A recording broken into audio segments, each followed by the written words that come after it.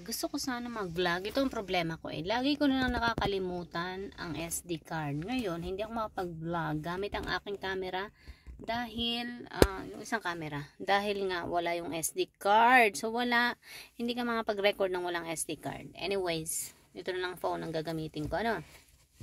Magkukwentuhan tayo bago ako pumasok sa trabaho. Anong pagkukwentuhan natin? Ang buhay dito sa Amerika. Ano-ano yung mga dapat mong i-consider bago ka lumipat dito sa Amerika, okay? Gusto kong ikwento sa inyo kung ano ang kaibahan ng Pilipinas sa Amerika. Marami, okay? Kaya kung gusto nyong lumipat dito, ito ang kailangan nyong malaman, okay? Dito sa Amerika ay wala kang katulong, okay? Lahat ng kailangan mong gawin sa buhay mo ay ikaw ang gagawa.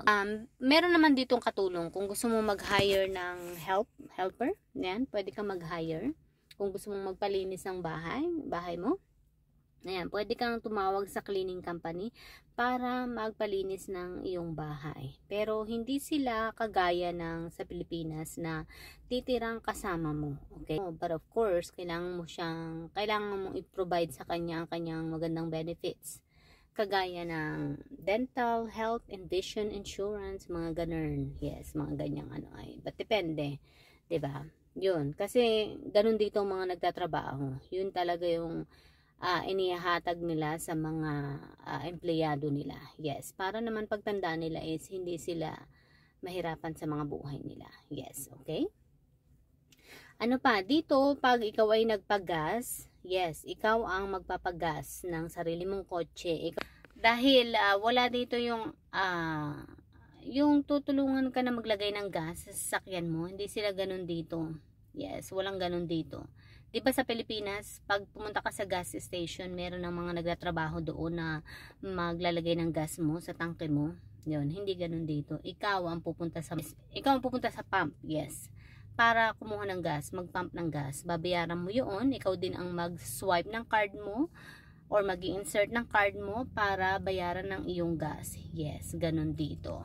Talagang napakalaki ng kaibahan ng buhay dito sa Amerika at buhay sa Pilipinas. Ano pa? Kung ikaw ay may anak, okay? Pwede mo ring at ikaw ay gusto mong magtrabaho, 'di ba? Pwede mong iwanan ang iyong anak sa mga child care. Meron silang mga child care dito na well-trained sila. Meron silang anong tawag dito, CPR certification, ganyan, para makapag-alaga ng mga bata. Talagang license sila, yes, na mag-alaga ng mga bata. Kahit anong edad pa yan, yes. Meron silang mga edad ng mga aalagaan na bata. Yes. But of course, mahal din, yes, syempre. Okay, meron din naman kung gusto mong magpa-babysit lamang at malaki-laki na yung anak mo. Let's say nasa grade 1, yan, pwede mo siyang ipa-babysit sa mga teenager. Pero of course, yung mga teenager na yun is meron din silang CPR license. Kasi in case may mangyari, halimbawa lang mabilaukan si bata, yun. So matutulungan ng babysitter kung paano tatanggalin yung bara sa lalamunan ng bata. Mga ganun pangyayari. Yes, ano pa? Ano pa ang kaibahan dito? Dito, ang mga kabataan ay nagtatrabaho na during high school times nila. Yes. Sila ay nag-working student at iniipon nila ang sarili nilang pera. Yes. Marami dito ang mga working student. Akala mo na sa mayamang bansa ka na sila ay mga spoiled sa mga magulang nila. Meron din namang mga spoiled, okay. Pero bibihira, okay. Sila dito is, ang hangarin nila ay makapagtrabaho, makapag-ipon. So, during high school times or parang, anong tawag dito, pinapakita na nila yung value ng pera sa kanila. Yun.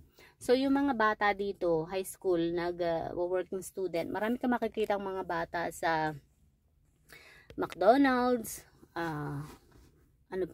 Burger King, mga ganyan. Yan, nagtatrabaho na sila doon. And meron na silang sarili nilang debit and credit card. Yes, nag-iipon sila ng sarili nilang pera. Yes.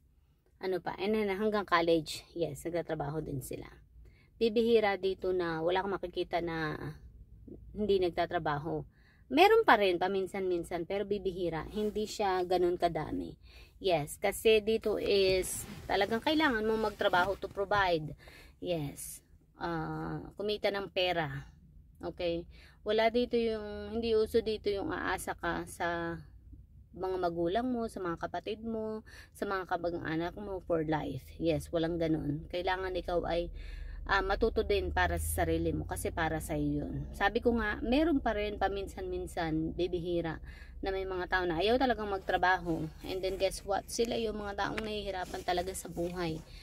Pa rin. Kasi nga, hindi nila naresolbahan yung kanilang buhay nung panahon na yun. Okay?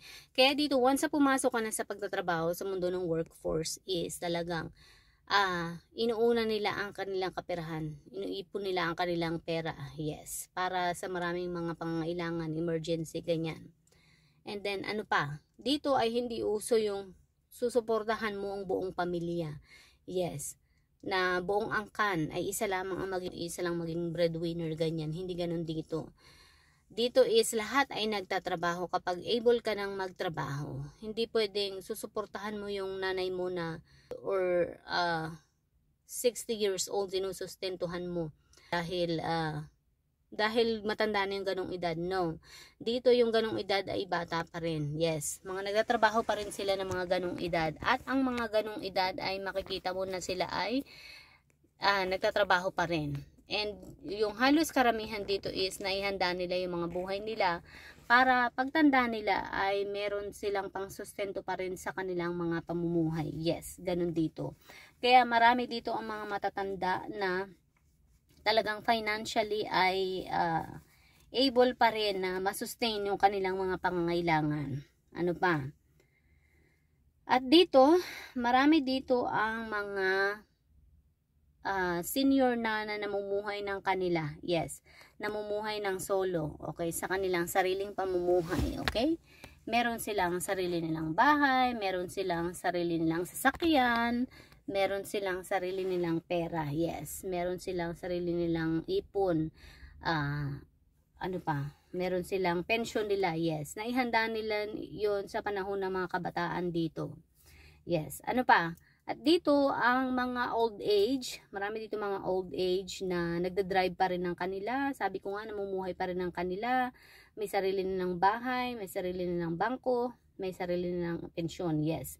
And namumuhay nga sa sarili nilang bahay. At pag nagkakasakit sila, mapapahanga ka sa kanila kasi makikita mo sila na nagpapa-check up ng sarili nila. Dadalhin nila yung sarili nila sa ospital, sa clinic, and walang problema yun. Hindi yun kinakaawaan dito dahil normal yun dito na magpa-check up ka ng solo na mag-isa. Hindi yung hanapin yung nasaan ang anak mo, nasaan ang ganito mo. Bakit hindi mo sila kasama? Hindi ganun dito. Dito ay normal na makita nila na yun nga, na ikaw ay magpa-check up ng solo. Kasi ganun ka-independent ang mga tao dito. Yes. Sabi ko nga, merong 70 years old, pupunta ng clinic, magpapa-appointment, or may appointment sa doktor niya, pupunta ng kanyang session, yung halos, yung iba may sakit na cancer, ganyan, nagpapa-therapy, ganyan, or nagpapa-chemotherapy, and pupunta sila ng solo na mag-isa nila doon sa ospital, wala namang problema, or ang kasama nila, asawa nila, silang dalawa lang, pareho silang matanda na. And walang question kung bakit ikaw ay solo, kung bakit ikaw ay kayo lang dalawang magkasama sa ospital. Walang ganun dito. Kasi dito ay talagang ini-adapt nila or sinanay nila ang mga sarili nila na maging independent. Hindi lang sa kaperahan, kundi pati sa mga bagay na ganun. Yun nga, pamumuhay nilang ganun. Yes. Talagang yun, hindi sila sasabihin na, kawawa ka naman, bakit mag-isa ka lang pupunta ng ospital? Walang ganun dito. Sabi ko nga, sila ay namumuhay ng kanila. May sarili silang bahay nila, may sarili silang sasakyan nila. Ganun sila ka-independent dito. Yes, ano pa? Yan, sabi ko nga, meron silang sarili nilang pera, sariling bangko, sariling ipon, sariling retirement. At talagang sila ang bumubuhay ng mga sarili nila. Hindi sila nakadepende sa kanilang mga anak. Hindi sila nakadepende sa ibang mga tao, sa mga kamag-anak. Talagang simula nung kabataan at kalakasan nila ay inihanda nila yun nung kabataan nila at kalakasan nila. Yes. Alright, saka na tayo magkukwentuhan. Marami pa sana akong isasabi sa inyo or kukwento sa inyo. Kaya lang ay wala na tayong oras. 9:50 ng pasok ko, 9:04 na ngayon. So maglalakad pa ako. So hanggang sa muli, bye!